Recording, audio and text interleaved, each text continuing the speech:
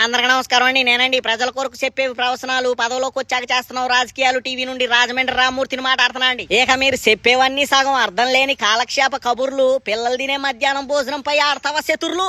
ఇక పదవి మోహంచే అహంకారంతో మూసుకుపోయిన తమ కళ్ళు పిల్లలు రోజుకో గుడ్డు తింటే తెలుసా దాని వల్ల వచ్చే ప్రయోజనాలు. ఇక పాల నుండి నేల దాకా కల్తీ అవుతున్న ఈ సమాజంలో కోడిగుడ్డు అనేది ప్రకృతి ఇచ్చిన ఓ వరం అండి. ఈ కోడిగుడ్డులో vitamin A, vitamin D, vitamin B12 అనేవి పుష్కలంగా ఉంటాయండి. మరి ఈ విటమిన్స్ పిల్లల మజిల్ గ్రోత్ కి సహాయపడతాయండి. మరి అలాంటప్పుడు పిల్లలు రోజుకో గుడ్డు తినడం అవసరమే కదా. పైగా ఈ కోడిగుడ్డులో ఉండే కోలిన్ అనే పదార్థం పిల్లల మెదడుని మెరుగుపరిచేటందుకు, వాళ్ళని రోజంతా ఉత్సాహంగా యాక్టివ్ గా ఉంచేటందుకు సహాయపడుతుందండి. అయినా కడుపు నిండినోడికేం తెలుస్తుంది కడుపు ఎండినోడి బాధ. రోజుకో పూట పిల్లలకు భోజనం ఎట్టడం వృధా అని పలికిన్ని నోరు. ఉచిత బస్సు, మద్యపాన ధరలు తగ్గింపై పలకదేమి. మరి అలాంటివి ఉచితంగా ఇచ్చినా మనకు నష్టం లేదన్నమాట. అయినా కాలు మీద కాలేసుకొని కాలక్షేపం మాటలు చెప్పేవాడికి ఏం తెలుస్తుంది గురువా. కడుపు కాల్చుకొని కన్న బిడ్డల్ని కంటికి రెప్పలా కాపాడుకునే పేద మధ్య తరగతి తల్లిదండ్రులకు తెలుస్తుంది ఒక్క పూట భోజనం యొక్క విలువ అంటూ పలువురు విశ్లేషకులు గుసగుసలాడుతున్నారని సమాచారం అండి.